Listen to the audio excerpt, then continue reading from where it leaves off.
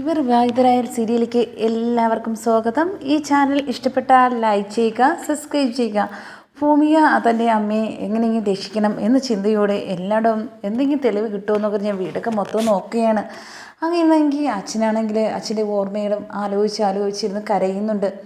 എന്നിട്ട് അവിടെ അലമാരയും അതുപോലെ തന്നെ എല്ലായിടും നോക്കിയെടുക്കുന്നുണ്ട്. ആ സമയത്ത് ഒരു കത്ത് കിട്ടുന്നുണ്ട് ഭൂമിക്ക്. അപ്പോഴത്തേക്കും മനസ്സിലാക്കുന്നുണ്ട് തന്നെ കൊല്ലാൻ വേണ്ടി നേരത്തെ ആരോ ബേക്കിലുണ്ടെന്ന് മനസ്സിലായിട്ടുണ്ട്, മരിക്കുമെന്ന്. അതുകൊണ്ട് തന്നെയാണ് ഇതെല്ലാം എഴുതി വെച്ചിരിക്കുന്നത് എന്നൊക്കെ ഭൂമി മനസ്സിലാക്കുന്നുണ്ട്. അങ്ങനെ തെളിവുമായിട്ട് ഭൂമിയാണെങ്കിൽ വിളിക്കുന്നുണ്ട് അജയുടെ അടുത്ത് ഈ സത്യം എങ്ങനെയെങ്കിലും തുറന്ന് പറയണം എന്നൊക്കെ ഉദ്ദേശത്തോടെ അജയെ വിളിക്കുന്നുണ്ട്. അജയാണെങ്കിൽ വീട്ടിൽ എല്ലാവരുമായിട്ട് ഇരിക്കുകയാണ്. വീട്ടിൽ മുത്തശ്ശിയും അതുപോലെ തന്നെ അച്ഛനും അമ്മയും എല്ലാവരുമായിട്ട് കല്യാണത്തിൻ്റെ കാര്യം ചർച്ച ചെയ്തുകൊണ്ടിരിക്കുകയാണ്. ആ സമയത്ത് അവിടെ ഭവാനിയും അതുപോലെ തന്നെ സൗഭാഗ്യ മുത്തശ്ശിയും എല്ലാവരും ഉണ്ട്. അങ്ങനെ പെട്ടെന്ന് തന്നെ വിളിക്കുന്നുണ്ട്. എന്തായാലും നിൻ്റെ കാര്യം ഇപ്പോൾ പറഞ്ഞതേ ഉള്ളൂ എന്ന് പറയുന്നുണ്ട് അജയ്. എന്താണെന്നൊക്കെ ചോദിക്കുന്നത്, അത് നിൻ്റെ അച്ഛൻ്റെ കൊലപാതകയെ എന്തെങ്കിലും കണ്ടുപിടിക്കണം എന്നൊക്കെ പറഞ്ഞുകൊണ്ടിരുന്ന സമയത്താണ് കോള് വന്നത് എന്നൊക്കെ പറയുന്നുണ്ട്. അങ്ങനെ കത്തോ എന്നൊക്കെ കേൾക്കുന്നുണ്ട് പറയുന്നത്. ഇത് കേട്ട ഭവാനി മനസ്സിലാക്കുന്നുണ്ട് എന്തോ ഒരു തെളിവായിട്ട് കിട്ടിയിട്ടുണ്ട്. കത്തിൻ്റെ കാര്യം പറഞ്ഞില്ലേ, അത് വാങ്ങാൻ വേണ്ടി അജയ് പോവാന്ന് പറഞ്ഞിട്ട് അവിടെ നിന്ന് ഇറങ്ങുന്നുണ്ട്. അവന് മുത്തശ്ശി ചോദിക്കുന്നുണ്ട് എന്തു പറ്റി എന്നൊക്കെ. ഇല്ല, എന്നെ വിളിച്ചത് ഭൂമിയായിരുന്നു. ഭൂമിക്ക് വീട്ടിൽ വെച്ച് തന്നെയാണ് അച്ഛനെഴുതിയ ഒരു കത്ത് കിട്ടിയിട്ടുണ്ടെന്ന് പറയുന്നുണ്ട്. അതൊരു വലിയ തെളിവാണെന്നും പറയുന്നുണ്ട്. എനിക്കത് പോയി വാങ്ങണം, എന്താണെന്ന് അത് കാണുകയും ചെയ്യണം എന്നൊക്കെ പറയുന്നുണ്ട്. ആ സമയത്ത് മുത്തശ്ശി പറയുക, ശരിയാ, കണ്ടുപിടിക്കണം, ആരായിരുന്നാലും പെട്ടെന്ന് തന്നെ കണ്ടുപിടിച്ച് തക്ക ശിക്ഷ കൊടുക്കുകയും ചെയ്യണം. അതുമാത്രമല്ല, ഏത് കള്ളത്തരമായിരുന്നാലും എത്ര നാൾ പോവാനാ, ഒരു നാൾ ആരായിരുന്നാലും പുറത്ത് വരുമല്ലോ എന്നൊക്കെ പറയുന്നുണ്ട്. ഇത് കേട്ടിട്ട് ഭവാനി ഭയങ്കര ദേഷ്യത്തിൽ ഇങ്ങനെ നോക്കുന്നുണ്ട്. താനാണല്ലോ ഇനി പിടിക്കപ്പെടുക എന്നൊക്കെ ചിന്തിക്കുകയും ചെയ്യുന്നുണ്ട്. ആ സമയത്ത് ഭവാനിയാണെങ്കിൽ പറയുന്നുണ്ട് അഞ്ജനയുടെ അടുത്ത്, എന്തായാലും ഇപ്പോൾ ഈ സമയത്ത് അജയ് ഇവിടുന്ന് പോകാൻ പാടില്ല, അതുകൊണ്ട് നീ ഏത് വിധേനയും അവനെ തടുക്കണം എന്നൊക്കെ പറയുന്നുണ്ട്. അങ്ങനെ അഞ്ജന അടുത്ത് പോകുന്നുണ്ട്. അജയ് ഇപ്പം നീ ഒരിടം പോകാൻ പാടില്ല, അവൾ വിളിച്ചെന്ന് പറഞ്ഞ് നീ എന്തിനാ പോകുന്നത് എന്നൊക്കെ പറഞ്ഞ് ദേഷ്യപ്പെടുന്നുണ്ട്. നീ ആരാ ഇതൊക്കെ പറയാൻ, എൻ്റെ ആണെങ്കിൽ ജോലിയുടെ ഭാഗമായിട്ടാണ് ഞാനിപ്പം പോകുന്നത്, എനിക്ക് പോയേ പറ്റുള്ളൂ, നീ എൻ്റെ അടുത്തുനിന്ന് മാറുമെന്ന് പറയുന്നുണ്ട്. എന്നിട്ട് കേൾക്കാതെ കൈ തട്ടി മാറിപ്പോകുന്നുണ്ട്. ഈ സമയത്ത് ഭവാനി കണ്ണ് കാണിക്കുന്നുണ്ട്, എന്തായാലും നീ പറഞ്ഞ് തടുക്കണം, വിടരുതെന്ന്. ആ സമയത്ത് അഞ്ജന പറയുന്നുണ്ട്, ഒരിക്കലും ഞാൻ വിടില്ല അവനെ എന്ന് പറഞ്ഞിട്ട് സ്റ്റെപ്പിൽ നിന്ന് താഴേക്ക് വീഴുന്നുണ്ട്. ഇത് കണ്ടിട്ട് അജയ്യാണെങ്കിൽ പോവാൻ മടിച്ച് അവിടെ നിൽക്കുന്നുണ്ട്. എന്നിട്ട് അവളെ രക്ഷിക്കുകയും ചെയ്യുന്നുണ്ട്. ഈ സമയത്ത് പോകാൻ പറ്റാതാവുകയും ചെയ്യുന്നുണ്ട്. ഹോസ്റ്റലിലേക്ക് അഞ്ജനയെ കൊണ്ടുപോവുകയും ചെയ്യുന്നുണ്ട്. ഈ സമയത്ത് ഭവാനി ഫോൺ വിളിച്ച് പറയുകയാണ്, എന്തായാലും കമാലെ എത്രയും പെട്ടെന്ന് ഭൂമിയെ കണ്ടുപിടിച്ചേ പറ്റുള്ളൂ. അവളെ തെളിവായിട്ട് ഒരു കത്ത് കിട്ടിയിട്ടുണ്ടെന്നാണ് പറഞ്ഞത്. അത് അജയ് വിളിച്ച് പറഞ്ഞിട്ടുണ്ടായിരുന്നു. അജയ് പോവാൻ ഇറങ്ങിയപ്പോഴത്തേക്കും മോക്കിതുപോലെ സംഭവമൊക്കെ നടന്നിട്ടുണ്ട് എന്നൊക്കെ പറയുന്നുണ്ട്. എന്തായാലും മേഡം വിഷമിക്കണ്ട, ഞാൻ കണ്ടുപിടിച്ചിരിക്കും, അവളെ ഞാൻ ആ കത്തുമായിട്ടേ വരുള്ളൂ എന്നൊക്കെ പറയുന്നുണ്ട്. അങ്ങനെ കമാനാണെങ്കിൽ ആ സമയത്ത് വീട്ടിൽ നിന്ന് ബേക്കിൽ നിന്ന് ഒരാൾ വരുന്നതായിട്ട് ഭൂമിക്ക് തോന്നി.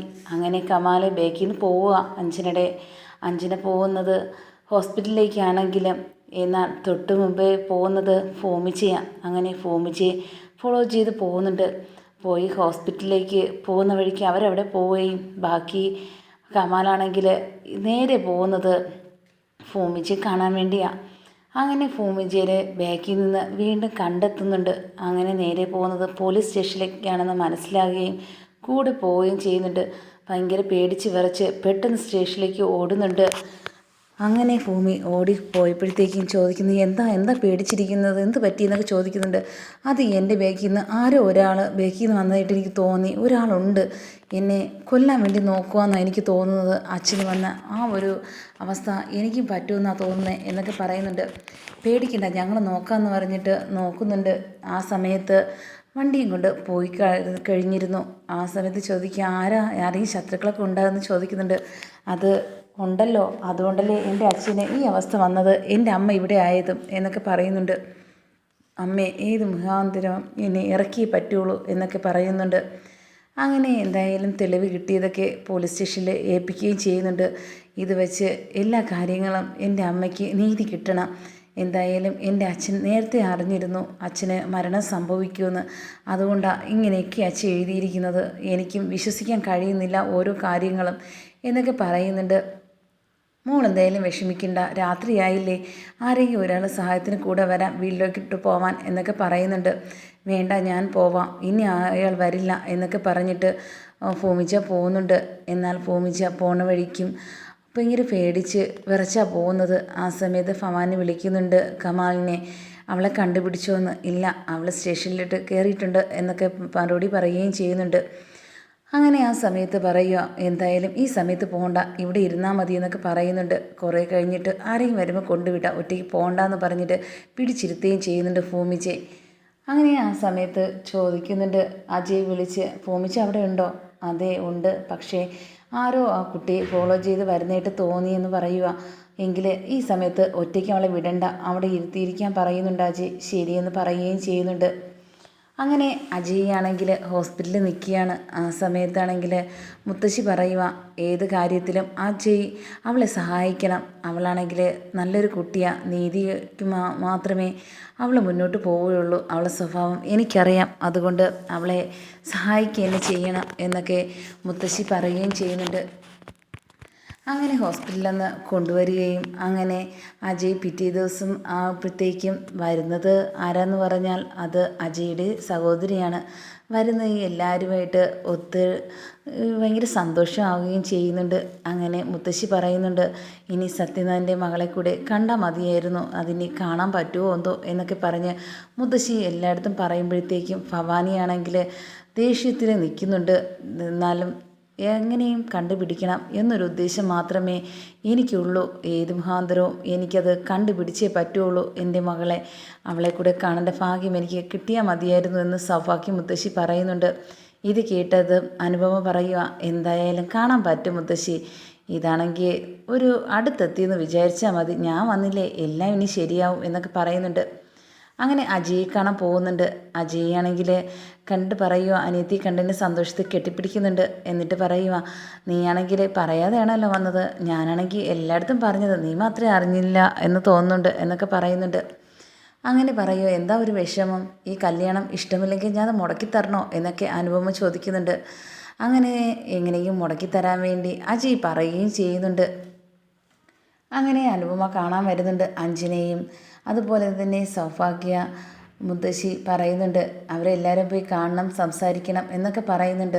അങ്ങനെ അഞ്ജനയെ കാണാൻ പോകുന്നുണ്ട്. അഞ്ജന വീണ കാര്യം പറഞ്ഞ് ഹോസ്പിറ്റലിൽ കൊണ്ടുവന്നതേ ഉള്ളൂ എന്നൊക്കെ കാര്യങ്ങളൊക്കെ പറയുന്നുണ്ട്. അങ്ങനെ അഞ്ജനയെ കണ്ട് സംസാരിക്കുകയും അതുപോലെ തന്നെ മുത്തശ്ശിയാണെങ്കിൽ പറയുന്ന ഓർമ്മയും വരുന്നുണ്ട്, ഇനി ഒരാളെ കൂടെ ഇവിടെ കാണണമെന്ന്, അയാളെ നമുക്കെല്ലാവരും കൂടെ കണ്ടുപിടിക്കണ്ടേ എന്നൊക്കെ അഞ്ജനയുടെ അടുത്ത് പറയുകയും ചെയ്തിട്ടുണ്ട് അനുപമ. ആ സമയത്ത് ഭവാനി പറയുക, അവളെ വിശ്വസിക്കാൻ പാടില്ല, അവളെ നീ കൂടുതൽ വിശ്വസിക്കരുത്, കൂടുതൽ സംസാരിക്കുകയും ചെയ്യണ്ട എന്നൊക്കെ പറഞ്ഞ് ഉപദേശം കൊടുക്കുന്നുണ്ട്. അതിന് എനിക്കറിയാമല്ലോ അവളെ സ്വഭാവം, അതുകൊണ്ട് അമ്മ എനിക്കൊന്ന് പറഞ്ഞു തരണ്ട എന്നൊക്കെ അഞ്ജന പറയുകയും ചെയ്യുന്നുണ്ട്. അങ്ങനെ മുത്തശ്ശി പറയുക, എന്തായാലും ഞാനൊന്ന് ഭൂമിയെ വിളിച്ചു നോക്കട്ടെ എവിടെയാണെന്ന്. അങ്ങനെ അഞ്ജന വന്നേ കാര്യം എല്ലാവരുടെ അടുത്തും പറയണം എന്നൊക്കെ പറഞ്ഞിട്ട് വിളിക്കുന്നുണ്ട്. ഇവിടെ ഇങ്ങനെയൊക്കെ സംഭവിച്ചുകൊണ്ട് അജയ്ക്ക് ഇന്നലെ വരാൻ പറ്റാത്തത്, മോള് വിഷമിക്കണ്ട, എന്തായാലും അവൻ വരും, സഹായിക്കും നിന്നെ, എന്തായാലും നിൻ്റെ അമ്മയെ എത്രയും പെട്ടെന്ന് തന്നെ നമുക്ക് ഇറക്കാം, യഥാർത്ഥ കുറ്റവാളിയെ നമുക്ക് കണ്ടുപിടിക്കുകയും ചെയ്യാം എന്നൊക്കെ പറയുകയും ചെയ്യുന്നുണ്ട് മുത്തശ്ശി. അങ്ങനെ മുത്തശ്ശിയുടെ ആശ്വാസവാക്കുകൾ കേൾക്കുകയും അതുമാത്രമല്ല പൂമിച്ച ബാക്കി ഇനി എന്ത് ചെയ്യാൻ പറ്റുമെന്ന് അന്വേഷിച്ചിട്ട് പുറത്തേക്ക് പോകുന്നുണ്ട്. ആട്ടോയിൽ പോകുമ്പോഴത്തേക്കും മുത്തശ്ശിയാണെങ്കിൽ പറഞ്ഞ ഓർമ്മ ഉണ്ടാകുന്നു, ആരെങ്കിലും എന്നെ ഇനി അപായപ്പെടുത്തുമോ എന്ന ചിന്ത എനിക്കിപ്പോഴും എനിക്കുണ്ട് ഉള്ളിൽ, എന്ത് ചെയ്യാനാ എന്നൊക്കെ മുത്തശ്ശിയുടെ അടുത്ത് പറയുകയും ചെയ്യുന്നുണ്ട് ഭൂമിക.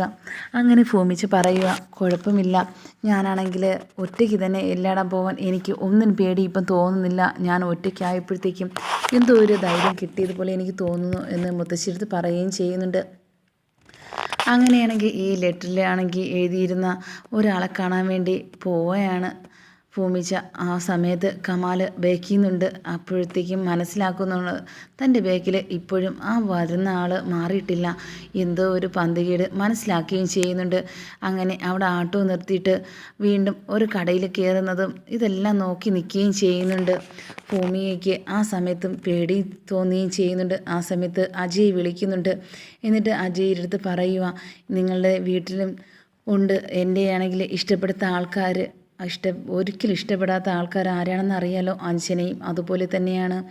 അവിടുത്തെ മേഡത്തിന് അറിയാലോ, സൗഭാഗ്യ മുത്തശ്ശി മാത്രമാണ് എന്നെ ഒത്തിരി സപ്പോർട്ട് ചെയ്യുന്നത്.